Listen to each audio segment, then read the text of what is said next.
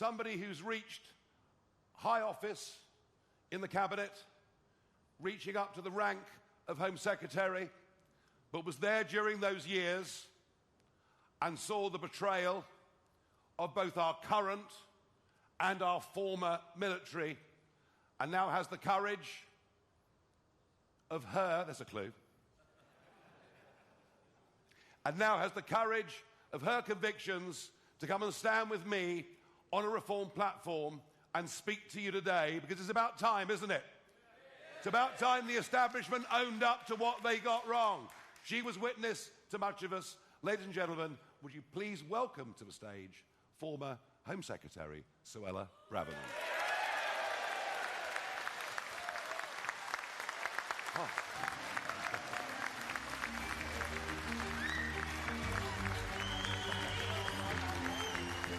Right, it's all yours. I will be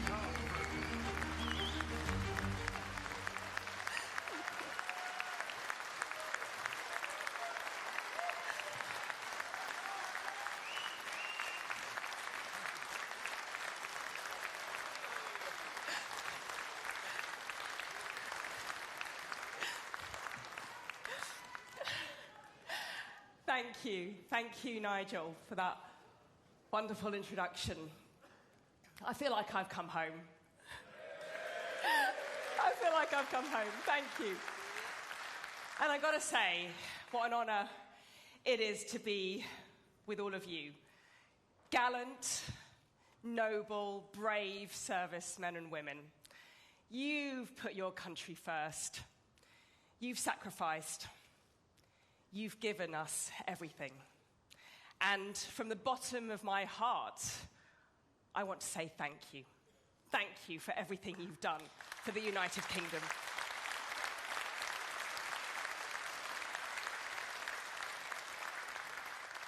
Now, you didn't do that for applause. You didn't serve your country for reward. You did it because you believe passionately in the greatness of our country.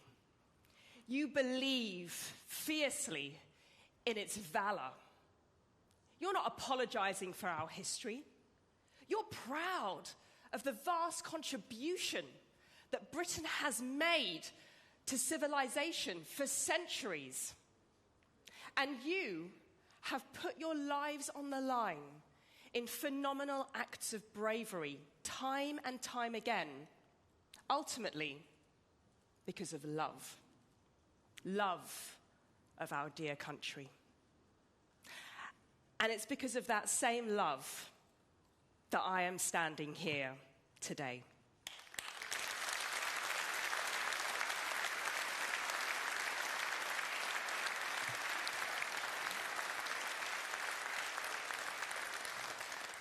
I too share that love of our country. I inherited it from my parents. They came to this country with nothing in the 1960s. My dad wasn't even 20 when he was kicked out of Kenya and came to the United Kingdom. My mother was an 18-year-old girl when she was recruited by the NHS in Mauritius. They came here and they devoted their lives to the service of this country because of gratitude. Gratitude for the stability and the opportunity that this country gave them. And when a country gives you everything, like it has done me, you owe it loyalty.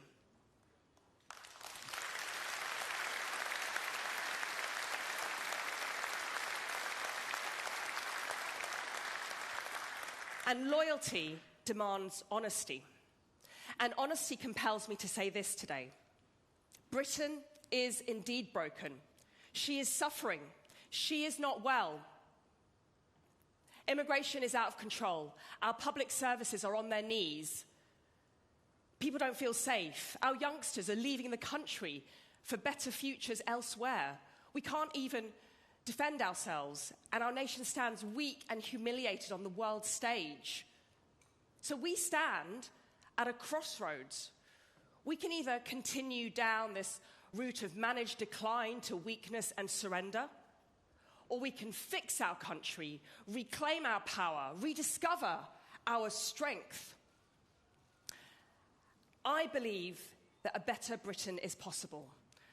And because I believe that is possible, today I'm announcing that I resign the Conservative whip.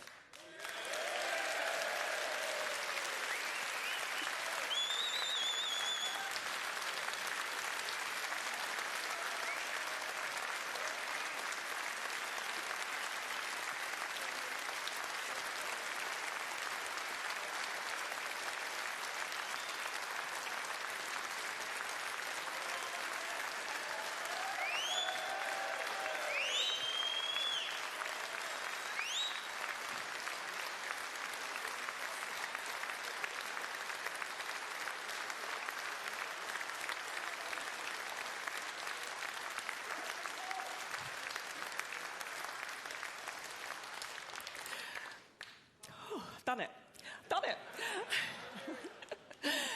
I resigned the Conservative and my party membership, a party membership of 30 years. It's gone. It's over today. And because I believe with my heart and soul that a better future is possible for us, I am joining Reform UK.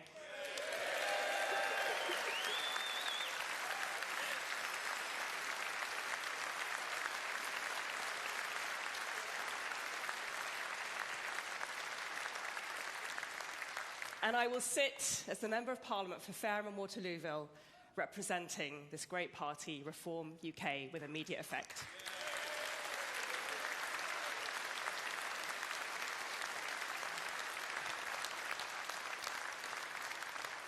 Now, I haven't taken this decision lightly, and I know there'll be some people, particularly in Fareham and Waterlooville Conservatives, who will feel sad and disappointed by this.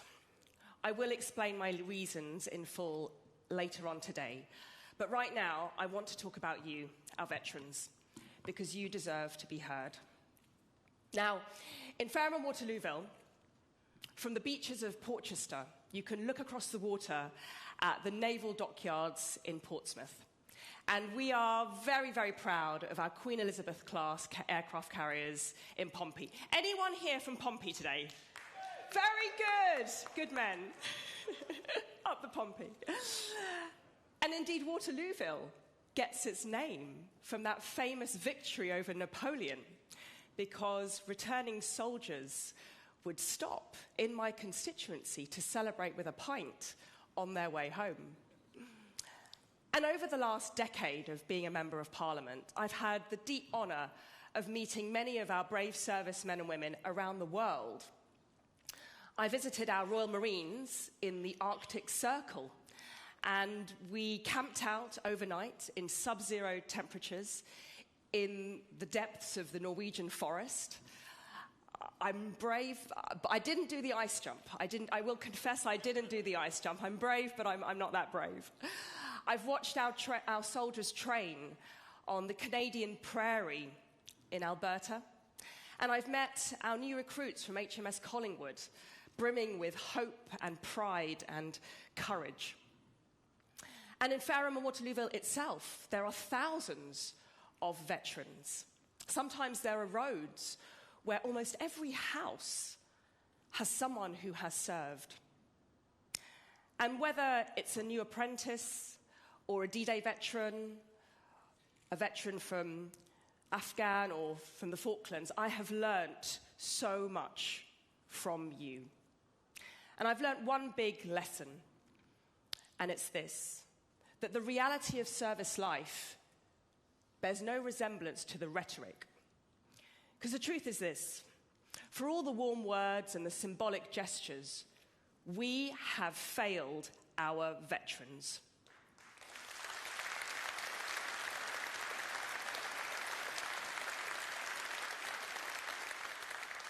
I've met too many veterans whose housing just isn't good enough.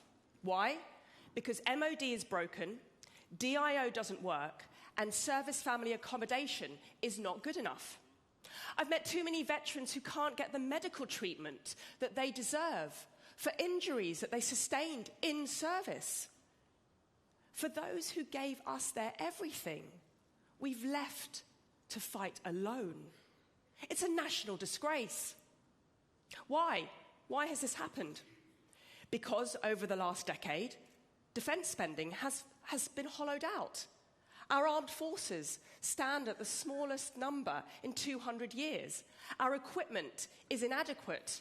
Our aircraft carriers don't even have enough aircraft or destroyers. Our resilience is depleted. We can't even defend ourselves. What kind of country is that?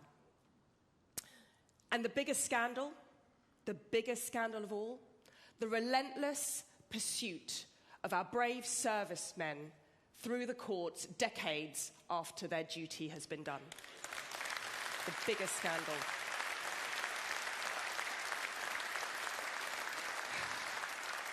Men who fought terrorism, men who protected us from the IRA, hounded through the courts on spurious prosecutions for doing their duty. It's one of the biggest scandals of our nation. How has it been allowed to happen? Because of the European Convention on Human Rights. The ECHR. The ECHR is a system whereby the human rights of terrorists have become more important than your human rights. It's a system where IRA families can claim compensation and British soldiers must be prosecuted for murder. It's a system of law which has been weaponized by our enemies against our brave. Now, when I was Attorney General 6 years ago, I worked on the law to protect our veterans. But the truth is, it was virtually impossible because of the ECHR. And so, the following year, in 2022, I broke ranks. And I became the first Conservative minister to say publicly what needed to be said. That the United Kingdom must withdraw from the European Convention on Human Rights. Yeah.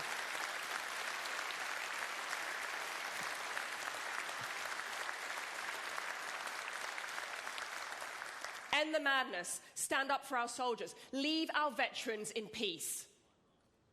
And what did the Conservative Party say? My Conservative ministerial colleagues. They said, no, we can't do that. It's too divisive. It's too difficult. It's too dangerous. Not the right time. You see, even those who are leading the Conservative Party today failed to understand what needed to be done, and they opposed me.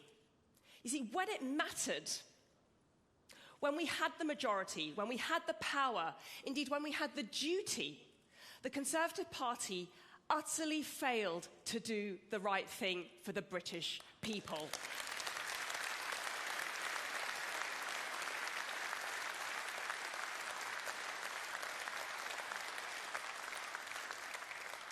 I didn't give up. The following year, when I was Home Secretary, I tried again. This time, I pleaded personally with the Prime Minister himself. What did he do?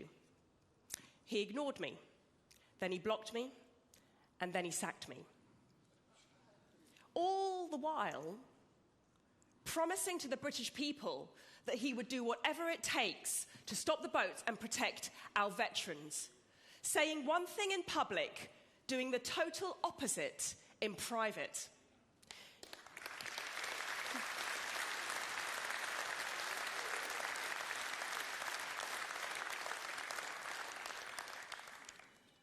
And as my friend Robert Jenrick has found, that's the great tragedy with the Conservative Party. Great speeches, good slogans, but when the cameras are off, when the doors are shut, and when they're sat behind that table making the difficult decisions for the country, they fold. When push comes to shove, they go AWOL. No courage, no backbone, no resolve.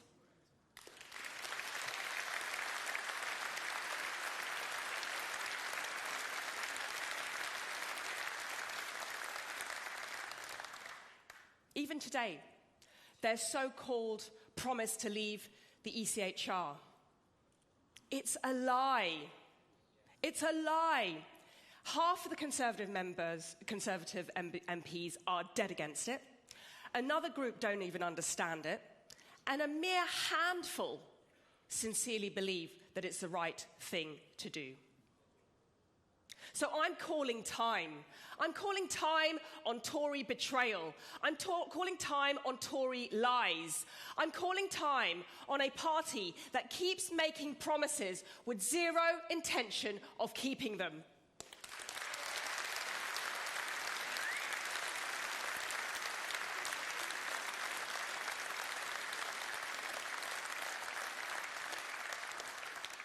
I tried my best. I tried privately, politely, nicely.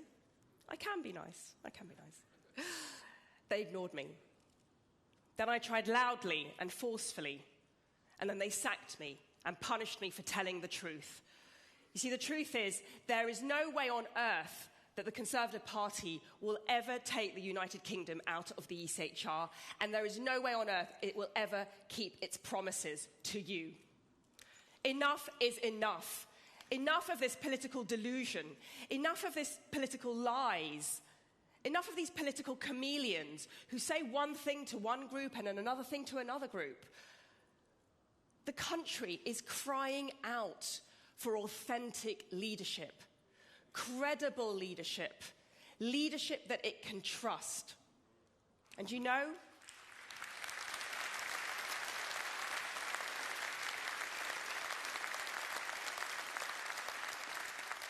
how you can tell if someone is authentic and credible? You ask yourself, have they been consistent? And there is only one man in British politics who has been courageously consistent for his country, and that man is Nigel Farage.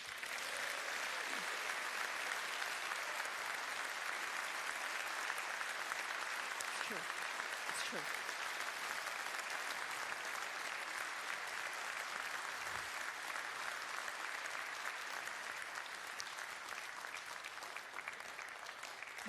When the establishment has tried to shut him down, they've tried to destroy him, they've tried to vilify him and smear him, he has kept standing up and speaking for you, speaking the truth, speaking our fears, saying what we've all needed to hear. He's not backed down in the face of vicious onslaught, vicious vitriol and backlash.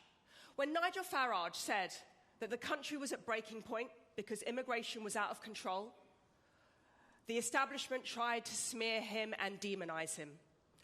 But he was proven right, and the British people backed him. When Nigel Farage said that the EU was destroying democracy, the government tried to shut him down. But he was proven right, and the British people backed him.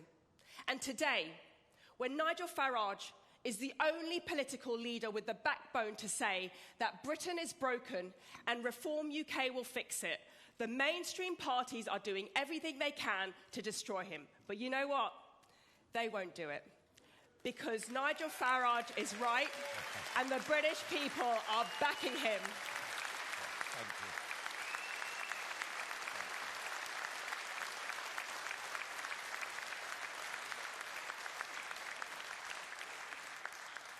you. Nigel knows about courage. You know about courage. Courage means not flinching under pressure. Courage means facing down your opponent and carrying on with steadfast determination. Courage means overcoming adversity with strength. Courage means keeping your promises to your country. And that is why, ladies and gentlemen, it's the honor of my life to join your team today. Thank you. Thank you very much. Thank you. Very good.